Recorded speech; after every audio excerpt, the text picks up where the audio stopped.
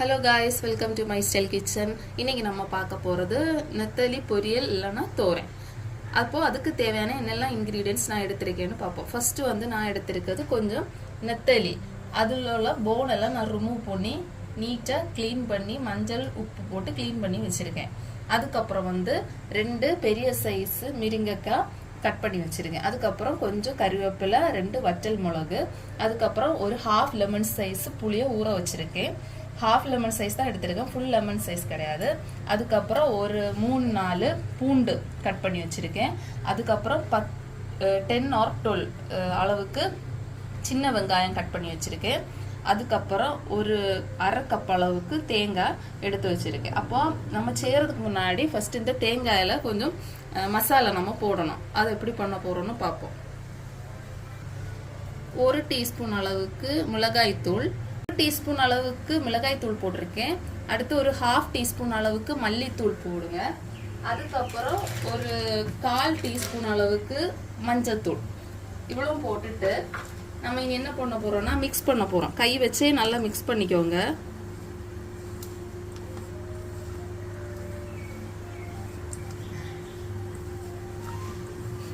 நல்லா மிக்ஸ் பண்ணியாச்சா?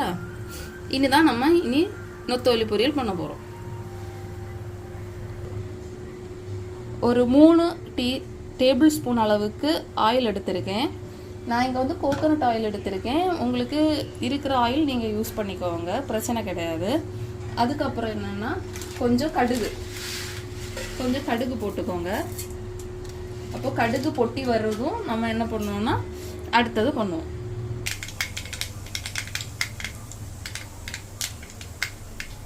கடுகெல்லாம் நல்லா பொட்டி ஆயிடுச்சு. இன்னும் கொஞ்சம் கறிவேப்பிலை, அதுக்கப்புறம் 2 வற்றல் மிளகா, அதுக்கப்புறம் நம்ம கட் பண்ணி வச்சுருக்க சின்ன வெங்காயம்,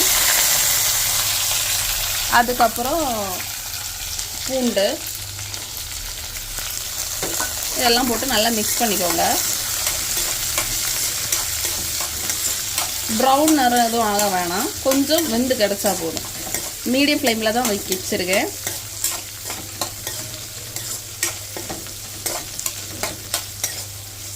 அப்போ கொஞ்சம் வேகட்டும். ஒரு 2 மினிட்ஸ் அளவுக்கு நல்லா இது வேகட்டும். அப்போது வெந்து கிடச்சிச்சு. இனி இதுக்கு மேலே நம்ம என்ன கட் பண்ணி வச்சுருக்க 2 மிருங்கைக்காய் அதுவும் போடுவோம். போட்டுட்டு நல்லா மிக்ஸ் பண்ணிக்கோங்க.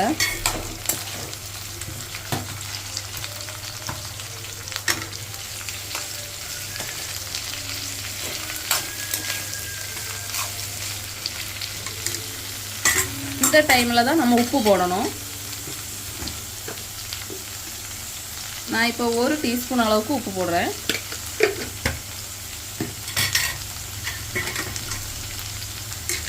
போட்டுட்டு நல்லா மிக்ஸ் பண்ணிக்குவாங்க.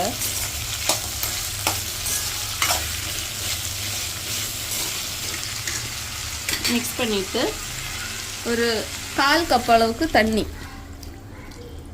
எதுக்குன்னா இந்த மிருங்கைக்காய் நல்லா வெந்து கிடைக்கணும். வெந்து நல்லா வற்றணும், இந்த தண்ணியெல்லாம் வற்றணும்.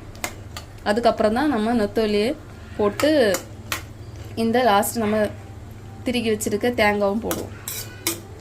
ஃபஸ்ட்டு இது க்ளோஸ் பண்ணிவிட்டு மீடியம் ஃப்ளேமில் வச்சு நல்லா குக் பண்ணிக்கோங்க.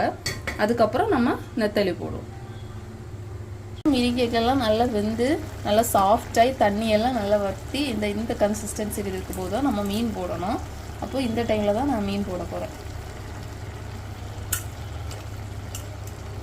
போனோடையும் உங்களுக்கு மீன் போடலாம், ஆனால் நான் வந்து போன் எடுத்துகிட்டு தான் போட்டிருக்கேன், ரிமூவ் பண்ணியிருக்கேன். ஏன்னா சில டைம் அது வந்து அந்த போன் நம்ம பிள்ளைங்களுக்கெல்லாம் கொடுத்தோன்னா அது கொஞ்சம் கஷ்டமாக இருக்கும். அதனால தான் நான் அதை ரிமூவ் பண்ணிவிட்டு போட்டிருக்கேன். இன்னும் நம்ம என்ன பண்ணணும்னா இது கூட சேர்த்து மிக்ஸ் பண்ணணும். ரொம்ப மிக்ஸ் பண்ணாதீங்க. நான் ஆல்ரெடி சொல்லியிருக்கேன், மீன் போடும்போது நம்ம ரொம்ப மிக்ஸ் பண்ணக்கூடாது. லைட்டாக இதே மாதிரி இடையில வச்சு இது பண்ணிக்கோ, இல்லைன்னா மீன் வந்து நல்லா உடஞ்சி குழஞ்சி போயிடும்.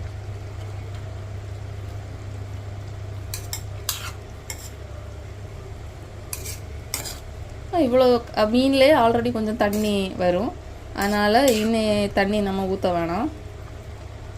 அப்போ ஒரு 5 மினிட்ஸ் நம்ம க்ளோஸ் பண்ணி குக் பண்ணணும். அதுக்கு முன்னாடி நம்ம ஆல்ரெடி 1 டீஸ்பூன் அளவுக்கு உப்பு போட்டாச்சு. இனி நம்ம ஒரு 1/2 டீஸ்பூன் அளவுக்கு கூட உப்பு போடுறோம்.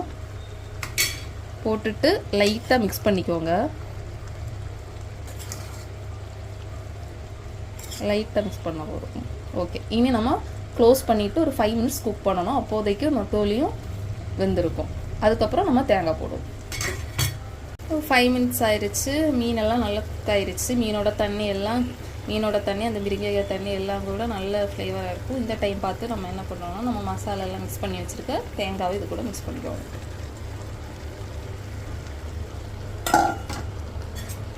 மிக்ஸ் பண்ணிக்கோங்க. மிக்ஸ் பண்ணும்போது பார்த்து மிக்ஸ் பண்ணிக்கோங்க, மீன் உடஞ்சிடாம.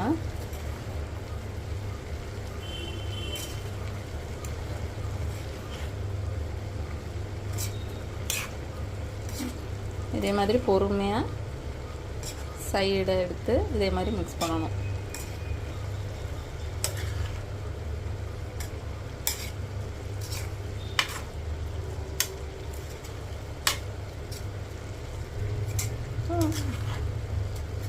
நல்லா அதை மிக்ஸ் பண்ணியாச்சு. இனி இப்போ நம்ம மீடியம் ஃப்ளேமில் தான் வச்சுருக்கோம். இனி என்ன பண்ணணும்னா கொஞ்சம் கறிவேப்பிலை போட்டுட்டு நம்ம ஆல்ரெடி மிக்ஸ் பண்ணி வச்சுருக்க புளி தண்ணி, நம்ம ஆல்ரெடி ஒரு 1/2 லெமன் சைஸ் புளி தண்ணி மிக்ஸ் பண்ணி வச்சுருக்கோம்ல, அதுவும் ஊற்றிக்கோங்க. ஜஸ்ட் ஒரு சின்ன புளிக்காக தான் நம்ம இது ஊற்றுறோம், ரொம்ப ஊற்றிக்காதீங்க.